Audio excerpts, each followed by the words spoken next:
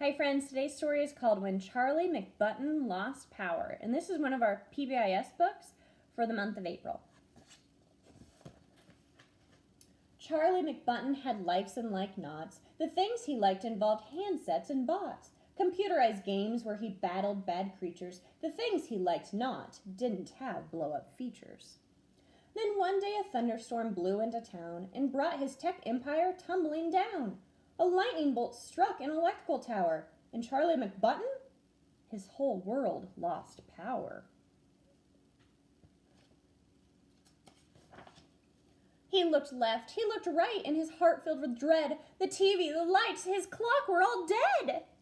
He jumped to his feet, his lungs gasping for air. The room spun around, and he clung to his chair. He tried to call help, but just managed to squeak. The blackout had blacked out his power to speak. Thank goodness his mother had ears like a bat. She came to his room, and she gave him a pat. "Oh, Charlie," she said, picking up on his fears, "the lights will come back when the bad weather clears. You'll have to find something without plugs to play. Read a book, clean your room, sing a song, model clay." Could anything be any duller than clay? Soggy gray clay on a soggy gray day? He hated the way clay got under his nails and how he could only make snowmen and snails. He dove for a gadget he'd outgrown last spring. It was handheld, outdated, not much of a thing. But he clutched the old toy like a lifeline that day. See, it ran on one battery. The size? AAA. He flicked the on-off switch to on double quick, but no happy humming sound followed the click.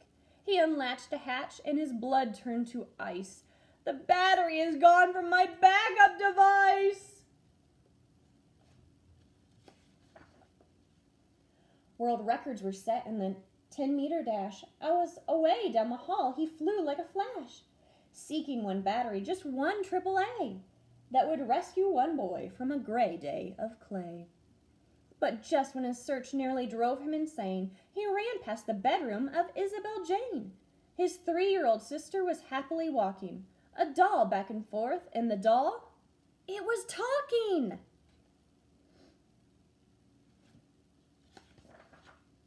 Now, dolls don't talk on their own as a rule. They needed a power source, some kind of fuel. In less than a second, he made his decision. Call it bad judgment or a real lack of vision. Somehow his head didn't warn of his folly, and Charlie McButton, he pounced on that dolly. He plucked out his prize through the baby doll's dress, and Isabel Jane made a sound of distress. It was just a short walk to the foot of the stair where resided the McButton timeout chair. To add to the fun of his term in the seat, Isabel Jane came to play at his feet. And Isabel Jane, the battery queen, had more AAAs than he'd ever seen.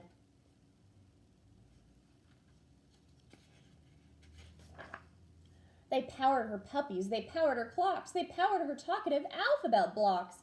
Assaulted by nonstop mechanical clatter, Charlie McButton got madder and madder.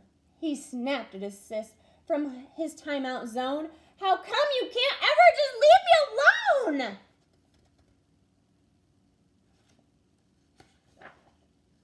Her eyes filled with tears and she gave them a rub. She went to the bathroom and hid in the tub. Then Charlie McButton felt totally rotten and couldn't help thinking some things he'd forgotten. Mainly, he thought that for sisters that toddle, Isabel Jane was a pretty good model. She clearly adored him. She didn't have fleas. At dinner, she'd secretly eat up his peas. And sometimes, although he'd most hotly deny it, he liked to just sit there beside her in quiet, wrapped up in a blanket, watching TV, her head on his shoulder, her foot on his knee. He sat and he thought and he stared at the rain. When his timeout was done, he found Isabel Jane. From the edge of the tub, she gave him a peek. So he said, "Hey, are we playing hide and go seek?"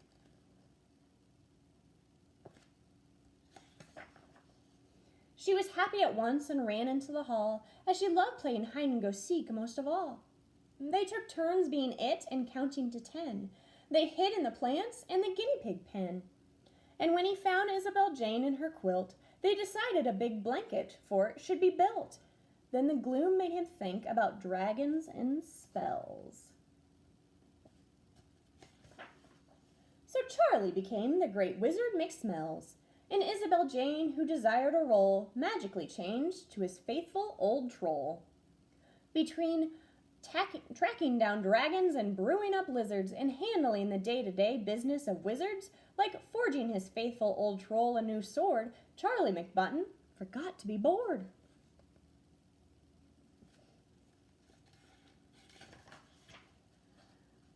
At supper they ate under real candlelight. The daytime had melted right into the night, and after they'd all been asleep for an hour, the world came alive with a big surge of power. Oh, it's finally back, Charlie thought with a grin. Tomorrow I'll wake up and I can plug in. But another thought hit him he couldn't explain.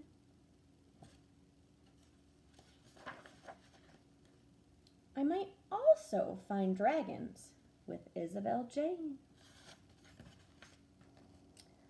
I hope you guys liked the story. I hope you have a good day, and I'll see you tomorrow.